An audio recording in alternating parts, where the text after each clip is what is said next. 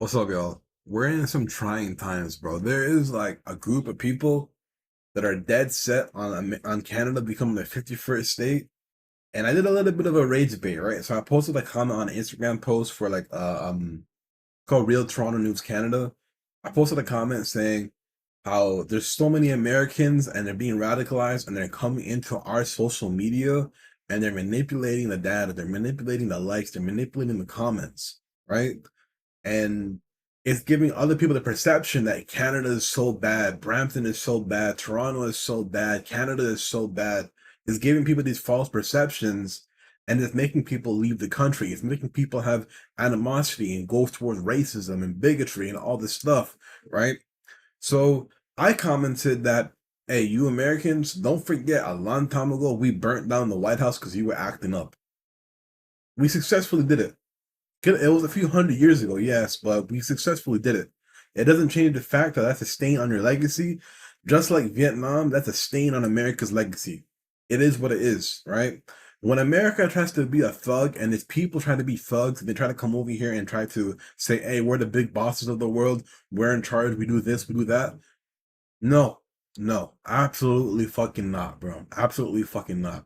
It's ridiculous. It's ridiculous, and like, part of me wants BRICS to shine. What is it? I forgot what BRICS stands for, but it's like India and China and Russia and all those countries. I want them to shine. I don't like the American dollar being the standard. I think Americans are getting paid way too much money and they have way too much fucking wealth, and Canada's being robbed of its brain of its human resources, right? We have a thing in Canada going on called brain drain. I think in the last quarter of this year, there's about 25,000 Canadians that left for American jobs. It is what it is. It is what it is. Right? Right? Like, there's a different society, a different tolerance of things. They have more of a gun society. We have more mass shootings, more robbery, more crime, more bullshit. Their insurance companies are really for profit. They will deny you claims for health, cancer, chemo, whatever the fuck it is. They'll rob you. And I see these reports all the time on TikTok. I see testimonies. It is a failed country, but because of capitalism, because of the wealth inequality, there's so much wealthy people that they're shining, and they're shining brightly, and they're filling up the pockets of all these bankers, tech guys, and all this crazy ass shit. They're filling it up, right? And we've had bad leadership in Canada for about a decade. I understand that. We have a new guy. We're giving him a chance. Mark Carney, Justin Trudeau was the bad guy, of course. We have a new guy, and we're giving him a chance. I kid you not, guys. We have donated so much money to places around the world for like earthquakes, disasters, and all this relief stuff, and then like gender studies and all this stuff, education, safe sex, all this stuff. We have been there for many people. I would hope, in the graciousness of Canada's efforts to relieve some of the pressures of the world, I would hope these countries would consider us an ally and they would fight for us. I would hope there's some allyship going on. Holy fuck, man. If you think it's just Canada versus America and the 51st state thing, you're completely wrong. I think we're a Commonwealth country, I'm not sure, but we're with the UK. We're with the UK. We still pay respects to the royal family and shit. I'm not saying I disagree with it. I feel very empowered by it. You know what I mean? But I'm not saying that the royal family have made all the right calls. I'm not saying Canada made all the right calls, but we're on our way, right? So a big thing, bro, we have so much debt and all this crazy ass shit. And bro, the fact of the matter is that we just recently paid out like $2 trillion to Native Americans for reparations. And that's a shit ton of debt. That's a shit ton of money, right? And we're talking about a cost of living crisis and all this shit, bro. We're correcting our history first. I know the timing isn't good. Timing's not good at all, right? We just came out of a pandemic and they're thinking about all this shit. It's not good at all. But the Canadian dollar bounced back. It dropped all the way to about 67, 68 cents to the American dollar, and now bounced back to 73 cents. We're pretty much Gucci. You know what I'm saying? It was a game of confidence, and we're bouncing back. We're bouncing back. But I would like to say this, right? As much as I love the American people, I love their society and shit. Canadians have always had their foot in Americans like politics and shit. We've always had our foot there for industries and stuff. We've had great athletes, great musicians, Justin Bieber, The Weeknd, Drake, all these people. We've had great things going on.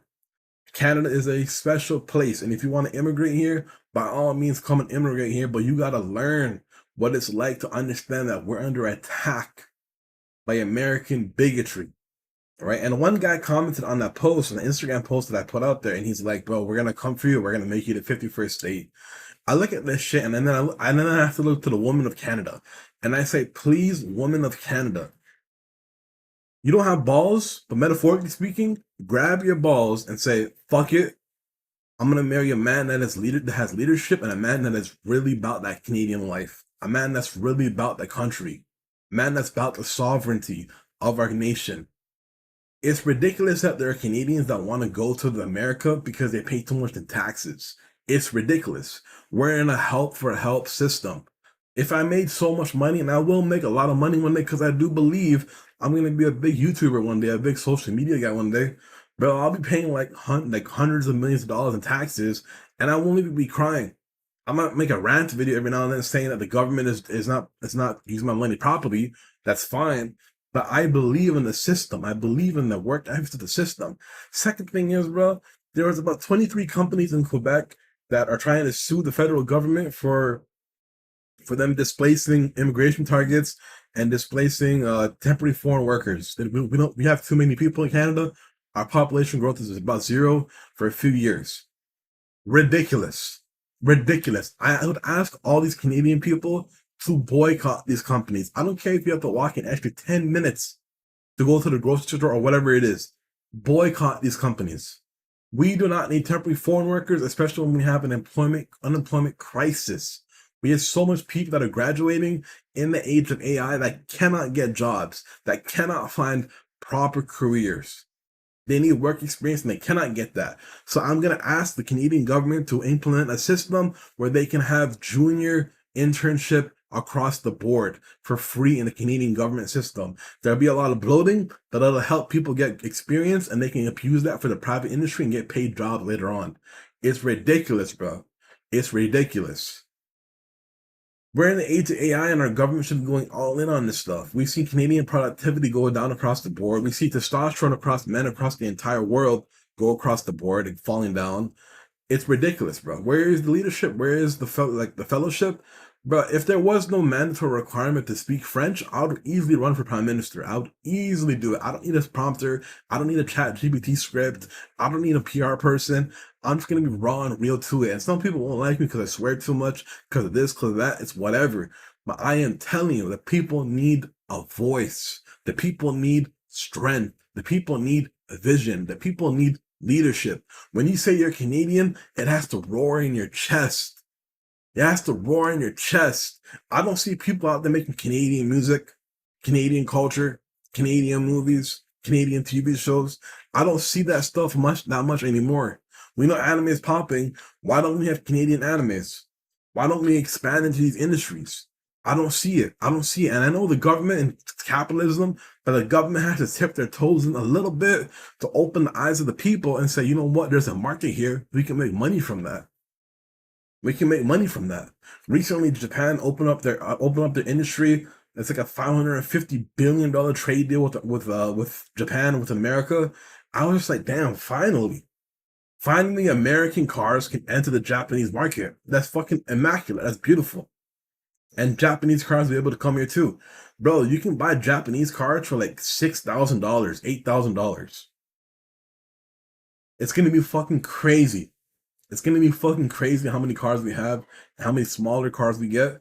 It's going to be fucking awesome. Competition is everything, bro. It really is everything. And I do believe America royally fucked up when they lost their automotive industry, their manufacturing industry to Mexico. The tariff should have been rolling out. But the government was too passive with it. Way too passive with it. Disgustingly passive with it. Ridiculously passive with it. And that's a failure on American leadership, and that will always be there. They lost their manufacturing industry, and Canada did too. But we migrated to a service industry, and we're with services like Shopify, banking. We have some of the best banking in the world. All this crazy ass stuff, we have it. I hope we move into AI. It is part of a service thing. You know what I'm saying? I hope we expand. But damn, you have to be adaptive to the job market. You have to be adaptive to the industry. You have to be adaptive to the new digital revolution. You have to be adaptive to this stuff, bro. You could have went to school and got like $100,000 degree, a PhD, whatever it is, and it could be completely irrelevant. That's a part of life. I knew about AI in like grade 12, grade 13, like grade 12. That's like it's like 10 years ago, 10, 12 years ago. I knew about that shit. And I was worried about going into computer science being my degree because I was thinking about 30, 40 years into the future. And I said, I wanted to be a pharmacist. At least with pharmacy, there always has to be a level of human trust. That job is secured. Human trust. Remember that. A human has to validate certain things. A human has to always be there. A human builds connection. People want to feel alive. People want to feel emotion. People want to have someone to talk to. That's there. Unfortunately, when I was at university, it was very, very boring, and I went to economics instead. And I loved the banking industry. I love my job. Y'all know my history. I got sick, psychosis. I got mental illness. I'm retired now, but I got to vent to the world, bro. Just because I'm retired doesn't mean I'm gonna sit down and be passive and be quiet and say, "Oh, my life is done. I get paid until I die. My life is done." No, no, no, no, no, no, no, no, no, no, no, no, no, no. As a man with vision, as a man who wanted to be prime minister a long time ago, my job is not done. My job is not done, and no one's hiring me for this job. It's like an illusionary job, like an invisible job, but I am going to put my hand into the jar of Canada, of capitalism, of the digital revolution, and I'm going to revitalize the spirit of a Canadian. I'm gonna revitalize that spirit. I'm gonna get people to start talking again and saying, "Oh my God, I love Canada. I want to move there. I want to be there. I want to make a raise a family here." When you wear the Canadian flag and you go abroad, you are respected in like so many countries. You are respected. You are loved. You are cared for. People know in world wars, we were there for them. People know in disasters, we're there for them. We paid for our reputation. Billions of dollars, maybe tens, maybe, I don't know, maybe 100 billion over like the course of like 30, 40 years. Lots of money. That reputation was earned. America wants to brute force their way and steal it from us. We're what, like 43 million people now, and America has like 350 million people. We could still hold up a fight. We have many allies. We have the UK, and the UK has the royal family. There's going to be a bunch of royals all over Europe that are going to come in with us. We could still do big things. Do not mess with us and think we're some pushed over little country that doesn't know what's going on. We're getting our shit together again. We were really fucked up. I'm not gonna lie, we had a fentanyl crisis, we had the drug crisis and all this stuff. We're getting on top of that. Give it some time. But I assure you, we are here to protect our domesticated industries. We are here to protect Canadian jobs, and we are here to protect our sovereignty. When you immigrate to Canada, you have to wear that flag across your heart. I am Sri Lankan, but the Sri Lankan people don't need me. They don't need me at all right now. So I put that flag all the way down at the bottom of my heart. But on top is Canadian. 90% of my heart is Canadian. My people need me right now. And I'm a versatile person. I'm a leader at heart. I believe in my civic duty to be an active citizen, an active leader, and say, you know what? It's time for us to rise up. It's time for us to change the image of Canada. It's time for us to believe in what Canada stands for. Freedom, freedom of speech, all this stuff. We believe in that stuff. We had a little bit of hiccups with COVID, a little bit of hiccups with the trucker convoy protest. We had a little bit of hiccups with government overstepping powers. We're going to get past it and move on and make sure these things are rectified. You need leadership. So if you're passionate about it, I want you to go out there and run for mayor, run for premier, run for office, run for prime minister. I want you to get passionate and learn. When you finish your job, you come home, you learn French. You learn about the laws. You learn about the people. You talk online to people. You build a community, and you go out there and you do big things, changing the world and being people's role models. We are a nation built full of heroes. Heroes. It's a war-torn country that we all come from in most cases, whether you're a refugee or immigrant or even a citizen. You're immigrants, your parents, whatever it was, we've been there. We've come from that, and now we will push forward and evolve. Thank you.